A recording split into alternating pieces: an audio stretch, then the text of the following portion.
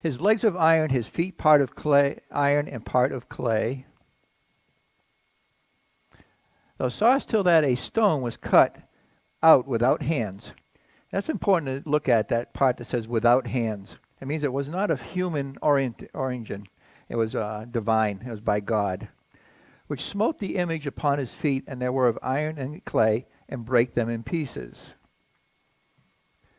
Then was the iron, the clay, the brass, the silver, and the gold broken to pieces together, and became like the chaff of the summer thrashing floors. And the wind carried them away, that no place was found for them. And the stone that smote the image became a great mountain, and filled the whole earth. So there's and it's about these particular toes, 10 toes. Let me just show you a quick picture of it. This is the Daniel 2 we've been talking about. If you haven't been in my class, we've been studying Daniel. And a little bit of structure about Daniel, real quick, is that Daniel is written to in kind of two separate people groups. One is to the Jewish nation, and one is to the Gentile nation. And we're in the portion now, starting at chapter 2, verse 4. The book of Daniel actually is written in Aramaic, which is the Gentile language of that day. It actually started in Babylon, the language, and it became well known as a popular language amongst the Gentiles of the Middle East, going all the way up to Jesus' time frame. And so, starting at chapter 2, we went from a Jewish or a Hebrew writing of Daniel into Aramaic. And the Aramaic is going to cover all the way to chapter 7. And then we go back to Hebrew again. And that's kind of how the book is divided up, is that the portion that in Hebrew applies to the Jewish nation, and the part that's in Aramaic applies to the Gentile. And so it's important to realize that difference. Now, we talked about this statue, and we've probably heard, if you've been in church as long as I have, you've probably heard quite a few sermons on this particular statue. And it's quite unique. We talk about 4 kingdoms, starting with Babylon at the top there from 606 BC to about 538 BC. And then the Medo-Persian Empire was the silver there in his chest. And then from 538 to 333, when 333, Alexander took over, and the Grecian Empire. And then that's the brass area there in the middle. And then from 333 BC, and there was a short period that the Jewish nation actually did control Israel somewhat prior to Rome taking over in 63 BC. But it's during the Maccabean revolt. And so I didn't include it here, but because they weren't a world empire. And so we're talking about world empires here. And then 63 BC, and it doesn't show in this picture, but the Roman Empire kind of it was in 2 sections, and that's why you got the 2 legs.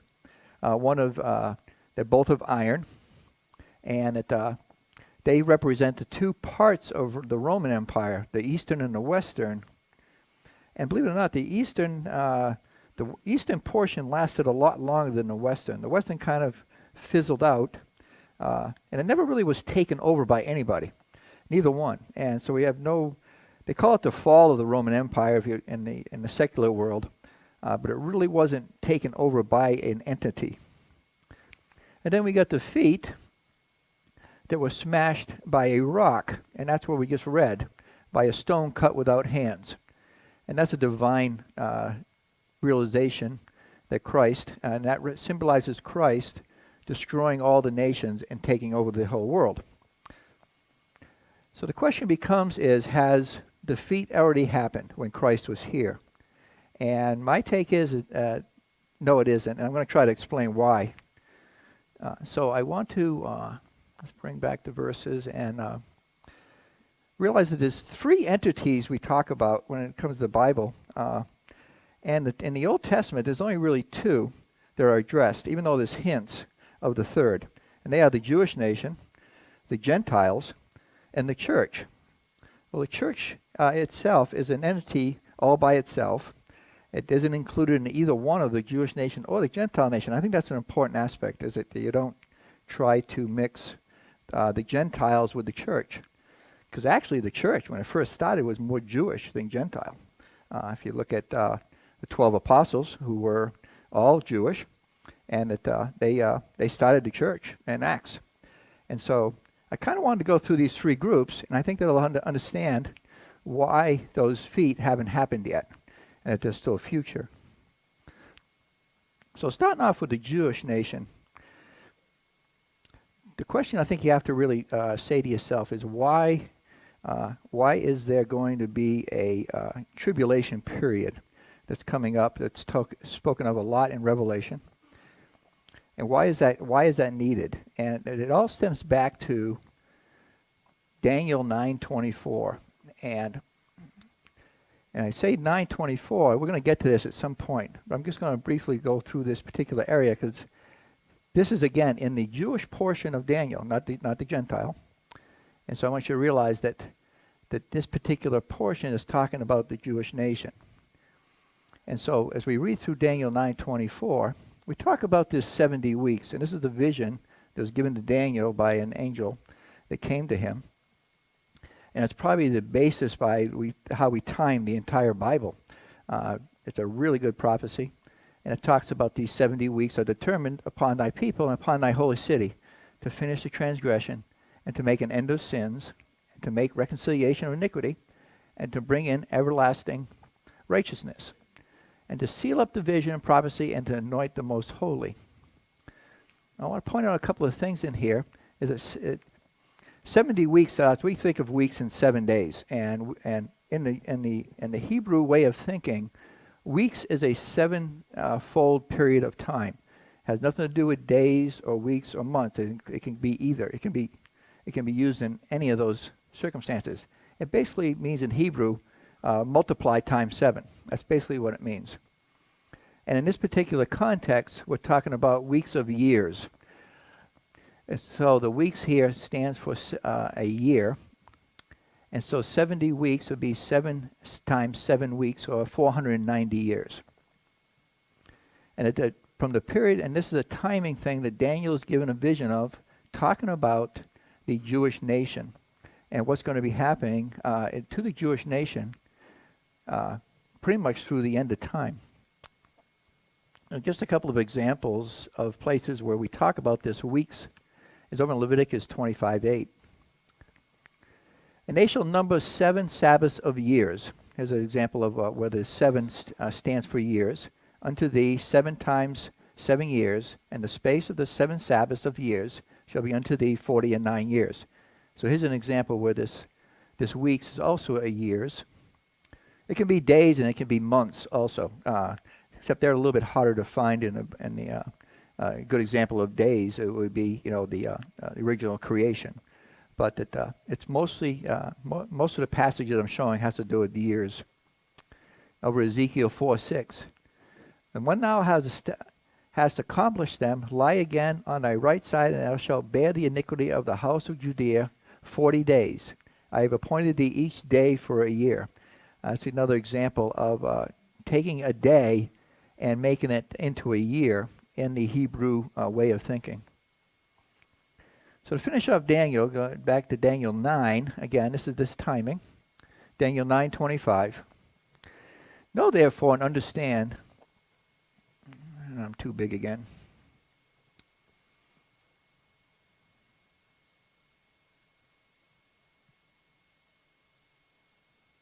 See if that works better. Yeah. Know therefore and understand that from the going forth of the commandment to restore and to build Jerusalem, until the Messiah the Prince shall be 7 weeks and 62 weeks. The street shall be built again, and the wall even in tremendous times. And kind of break down this verse a little bit. We talk about, know therefore the understanding that from going forth of the commandment to restore, to build Jerusalem. Now realize this is given to Daniel at a point in time where the temple was just destroyed by Nebuchadnezzar. So the temple is no longer there, or Jerusalem has been destroyed also.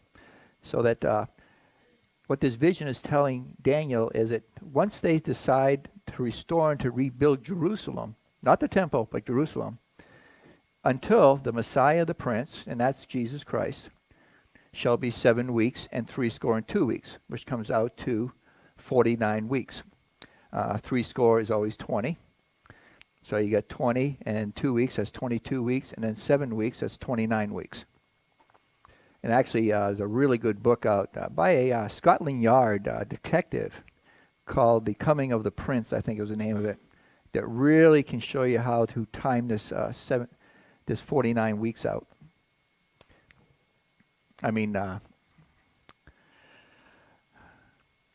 69 weeks. And the street shall be built again, and the wall even in tremendous times. And this particular thing starts when Daniel, in his later years, way at the end of Daniel, we'll be talking about this, when Cyrus takes over, that he's going to allow them to go back and to rebuild the city, and this is all covered in Ezra and Nehemiah. And so the timing starts actually in Nehemiah when the city gets rebuilt. And it's during this time that they're actually being attacked by their neighbors. And that's what it means by in troublous times. So that's the starting gun for this 49 weeks of years. I mean, I keep using the wrong terms. 69 weeks of years, which comes out to 490 years. So 483 years from when this starts until the Messiah comes. And that actually happened. Let me just finish off Daniel 9:26 and 27. And after 62 weeks shall Messiah be cut off. Now it says after 62 weeks. And we know from the prior verse that it's actually 39 weeks. But here it talks about the after the 30 or the 62 weeks, at some point in time the Messiah is going to be cut off. Well, we found out from the prior verse when that is. But not for himself. That means this is when he gets crucified. And the people of the prince that shall come shall destroy the city and the sanctuary, and the end thereof shall be with a flood, and unto the end of the war desolations are determined. And this actually happened, the rest of this verse, in 70 A.D. So that's why it says after 62 weeks. It's kind of a series of events. The Messiah is crucified. Then the city is destroyed again another about 37, 38 years later. And the part we haven't gotten to yet is Daniel 9:27. Let me just go back to 26 for 1 second. And what it says here, and the people of the prince that shall come, it's a future date, shall destroy the city and the sanctuary. And so this is an evil person they're talking about here. It destroys the sanctuary and the city, and it ends up being Rome. Rome destroyed it in 70 A.D. And the end of thereof shall be with a flood, and unto the end of the war desolations are determined. And when you go to some passages, and I'll be coming up here in a second. So the he here we're talking about here is this person, and he shall confirm the covenant with many for 1 week. This is the evil Antichrist that will be confirming the covenant. You've probably heard, there's many verses, and I'm going to go through a couple when we get to that portion about the church. But that there's people, and realize this verse has nothing to do with the church. I probably at this point will want to say that, especially since now we're entering in a season that we know that Christmas is coming. But being here, we're in October, you're kind of seeing in the stores, you're starting to see Christmas decorations being set up. You're starting to see all kinds of things being set up for that day in December that we all look forward to. But you know that something else is coming before that, and that would be like Thanksgiving. And so the rapture is kind of the same way. We can look at a lot of things that are going to be happening in the tribulation period. And the more we see those things happening, it kind of gives us a hint that the rapture is even closer. So I want to try to distinguish between this particular timing and when the rapture is. There is no timing for the rapture in the Bible at all.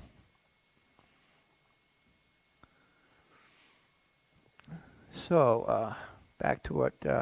So I want to try to explain this particular, when this actual 9:27 actually happens. For in a covenant for many for 1 week, in the midst of the week he shall cause the sacrifice and the oblations to cease, and for the overspreading of abominations he shall make it desolate, even until the consummation, and that determined shall be poured upon the desolate. And this is all future. And this is the part I'm trying to drive at when it comes to what we're looking at here in Nebuchadnezzar's dream, is that this has to happen first before that last kingdom can come into place. And some places that kind of helps us to confirm this is over in Luke.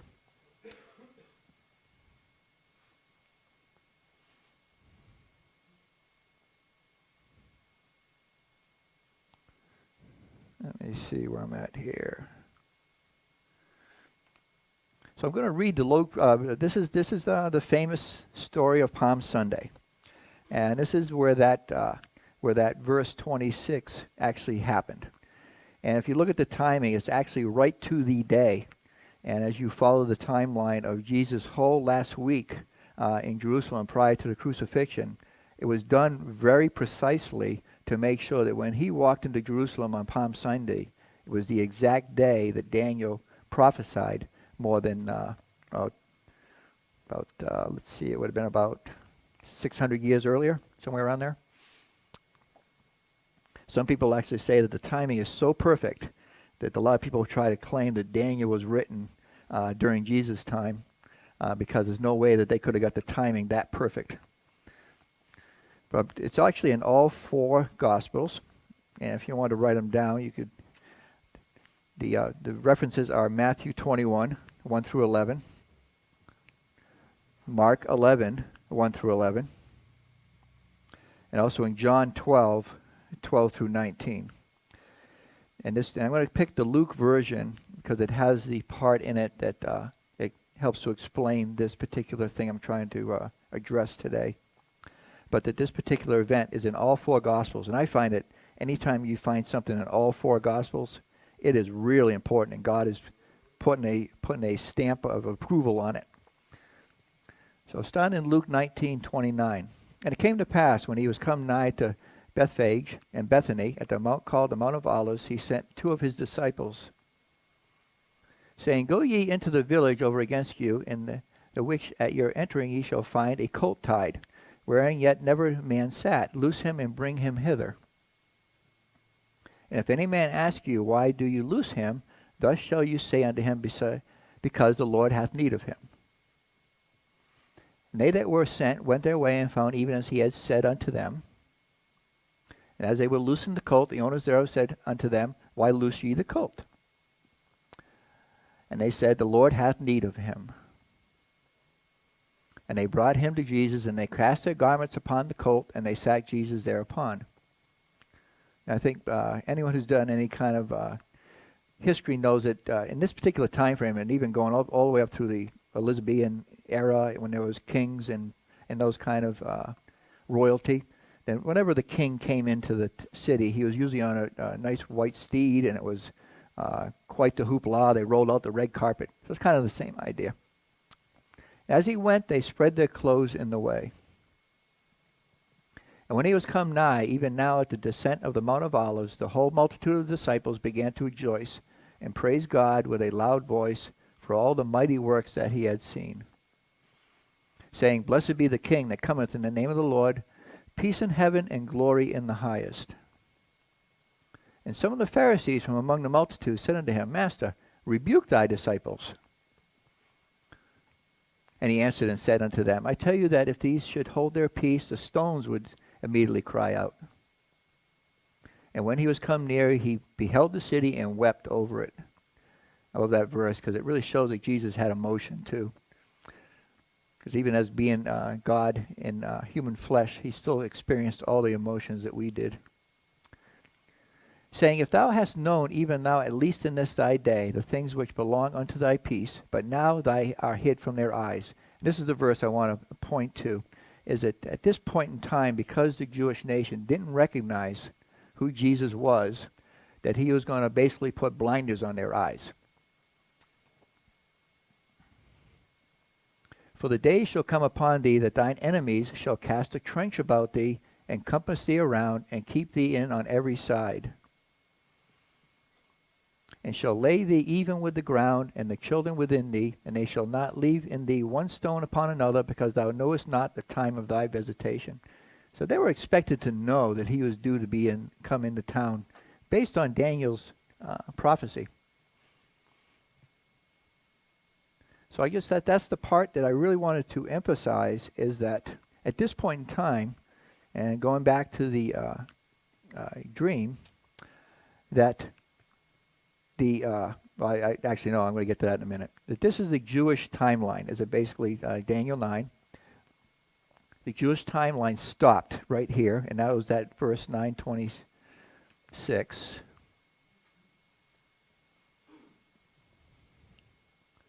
And after 70, the Messiah shall be cut off, but not for himself. And so this is when this happened. And just to show that what Daniel is saying here was let's see, where are we at now?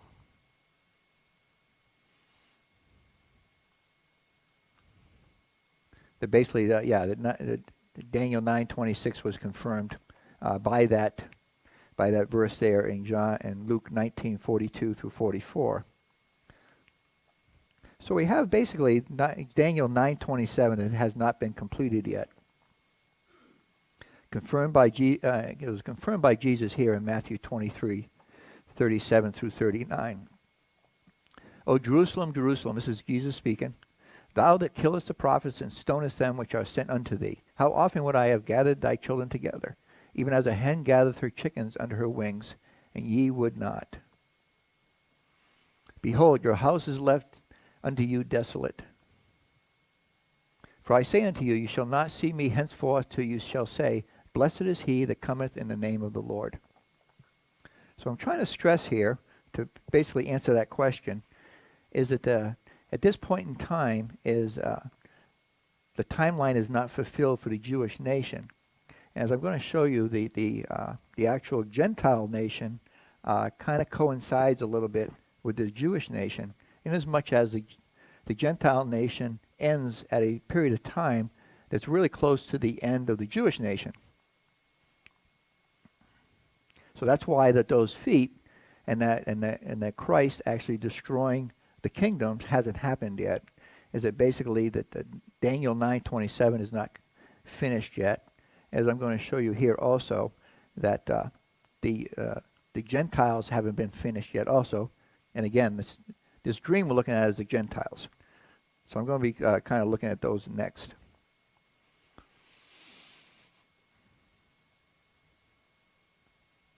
Just one other thing. We talked about verse 26 being actually encompassing also 70 A.D. And this was foretold by Jesus over in Luke 21. Luke 21, there's three separate entities that talk about this period of time. It's during the tribulation. The first portion of all three of the, it's in Matthew 24 and also in Mark. I didn't get the reference for that. Talks about this period of time in the tribulation when Jesus will be cut off. Where the Jewish nation is going to have to flee from Jerusalem because the Antichrist has desolated the temple. And what I wanted to show here in Luke is that the Luke version of this account has one difference from the Matthew account, is that in Luke 21:12, but before all these they shall lay their hands on you and persecute you. This is Jesus talking to the disciples, but also talking to the Jewish nation. This particular period of time is in the temple when he was speaking to the people gathered to listen to him. Will deliver you up to the synagogues and into prisons, being brought before kings and rulers for my name's sake. I'm going to jump down to verse 20. And this is that part that we're talking about there when Jesus had foretold also in Daniel 9:26. This portion here is where that is also confirmed. And when you shall see Jerusalem compressed with armies, then know that the desolation thereof is nigh. Now this happened in 70 A.D.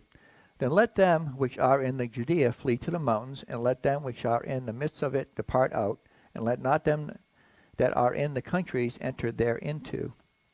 And if you read the Matthew account, by the way, this portion looks totally different because they're not fleeing from the Antichrist. They're fleeing from the Roman the Romans who are destroying the city. For these be the days of vengeance, that all things which are written may be fulfilled. So this particular part is fulfilling Daniel 9:26. But woe unto them that are with child, and to them that give suck in these days. For there shall be great distress in the land, and wrath upon the people. And they shall fall by the edge of the sword, and shall be led away captive into all nations. And Jerusalem shall be trodden down of the Gentiles, until the times of the Gentiles be fulfilled. And this is why I wanted to point to this. This is Jesus talking. This is the day before he was crucified. And I wanted to show here that the Gentiles are still in power. They're still controlling the city. And that he even says here, until the times of the Gentiles are fulfilled. So the times of the Gentiles aren't fulfilled at this point. Hence, you can't have the stone cut without hands destroying all the kingdoms of the earth, because Jesus is gone now. So that basically, I think, personally answers that question about why we're at the ankle portion at this point. But I decided to make this into a little bit more of a threefold lesson to kind of talk about the three different people groups that are encompassed in God's overall plan. Back to the Jewish nation, the Gentiles, and the church.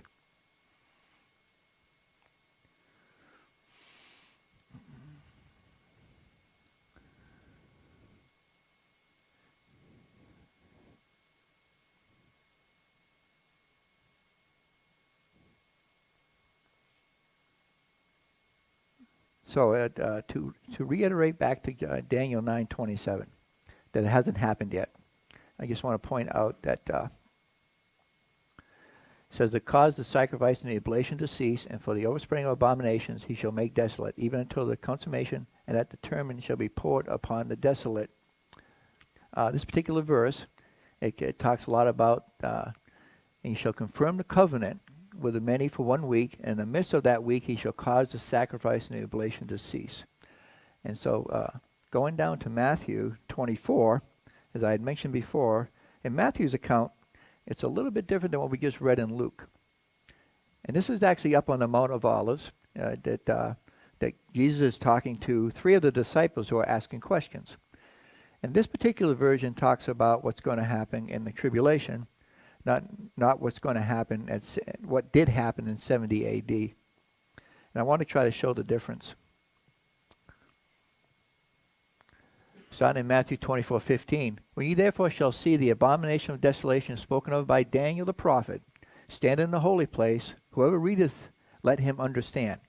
So this verse is great. It tells us two things. It basically tells us that Daniel was a prophet, and that what he spoke about talking about standing in the holy place, the abomination of desolation, I should say, is something still future. Verse 16, then let them which are in Judea flee into the mountains, and let him which is on the housetop not come down to take anything out of his house. Some parts of this are similar to Luke, but if you, the one difference is at verse 12, where it said, but before these things. So this portion you'll see in Luke, but then you'll see in verse 12 it says, but before these things. So everything after verse 12 has to do with what's going to happen before the tribulation, and that's why it's the difference is for the what happened in 70 A.D. Finishing up here in Matthew. Neither let him which is in the field return back to take his clothes. And woe unto them that are with child, and to them that give suck in those days. But pray ye that your flight be not in winter, neither on the Sabbath day. And make note of this, that this particular prophecy cannot include the church or necessarily or any other part of the country, or the world, for that matter. It's very Jewish. They're talking about pray your flight be not in winter. Well, there's certain parts of the world that never see winter. It never see snow or anything, but in Jerusalem actually they do. And that neither on the Sabbath day. Well, why would the Sabbath day bother somebody in Kansas? And why would they? And there's no mountains to flee to. So this verse here and this whole section is very Jewish. For then shall be great tribulation, such as was not since the beginning of the world to this time, nor ever shall be. And except those days shall be shortened, there shall no flesh be saved, but for the elect's sake those days shall be shortened. So I want to show the difference between what we just read in Luke and here in Matthew. And here, and both of these are addressing different periods of time. I hope this is kind of making sense. Maybe it's too much information at one time. And I think that I'm going to end up stopping here. Let me see, good cutoff spot. Now, well, the next section is just a small section about the church. I guess I would really look through first, just so we can see the timing and why it doesn't include the Gentiles or the Jewish nation. And the church is completely separate from either one of those two, but they include both of those people groups. And so the church was actually born in Acts 2. I'm not going to read, it's pretty much the entire chapter almost, but I'll just read the first 4 verses. And when the day of Pentecost was fully come, they were all with one accord in one place. And suddenly there came a sound from heaven as of a rushing mighty wind, and it filled all the house where they were sitting. And they appeared unto them cloven tongues like as of fire, and it sat upon each of them. And they were all filled with the Holy Ghost and began to speak with other tongues as the Spirit gave them utterance. That was the birth of the church. And at that period of time is still in existence, and it's separate. And I want to kind of show why it's separate from all the other, from either being the Gentiles. I think a lot of people try to include the Gentiles as the church, and I don't see where they're coexistent. Like I said, the first churches were actually almost all Jewish. It wasn't until Paul started really going up into Asia Minor and up into Turkey and Greece that he started including a lot more Gentiles. And but even here in Acts, during the chapter, if you read the whole thing, it's Acts 2, 1 through 21, you'll find is the entire story. And you'll find there's people from all over the Middle East that are there, and they could hear it in their own tongue. So that it's a beautiful period of time when I'm sure where many were saved. Some of the greatest sermons by Peter were during this period of time. And the church was born. And this is a prophecy fulfilled by Joel 2:28. And it shall come to pass afterward that I will pour out my Spirit upon all flesh. And I want to point out all flesh. They're not just Jews, not just Gentiles, but all flesh. And your sons and your daughters shall prophesy, and your old men shall dream dreams, and your young men shall see visions.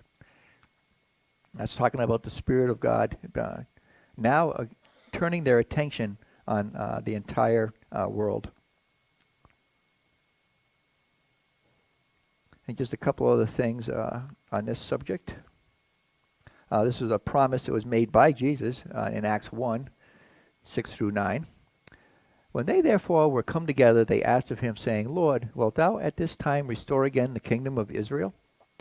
So you see here that even they know about this idea of the kingdom. And this last kingdom, again, is the kingdom of Christ. And all through the whole 3-year period of time, I think the disciples were expecting this to happen now. And the Lord is basically going to tell them, no, it's not for this time frame, it's in the future. Verse 7, and he said unto them, it is not for you to know the times or the seasons, which the Father hath put in his own power. But ye shall receive power after that the Holy Ghost is come upon you, and ye shall be witnesses unto me both in Jerusalem, and in all Judea, and Samaria, and unto the uttermost parts of the earth. The Great Commission.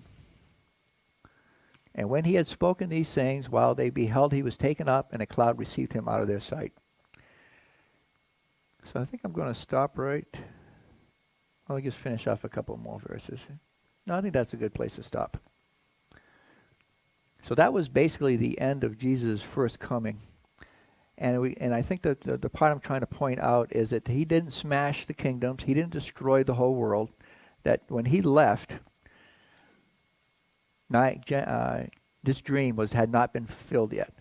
That last part where the rock hit his feet and destroyed all those kingdoms, is still future. And so I hope that answered the question. And I'm actually going to continue this study next week, only because I'm going to kind of break it down one more time. We're going to finish off the church and kind of show when the Jewish nation starts up again and when the Gentile nation actually comes to an end. So it's a great question, Robert. I don't even know if you're here today. Oh, you are? Did that answer your question? Okay. I know, maybe I made it too complicated.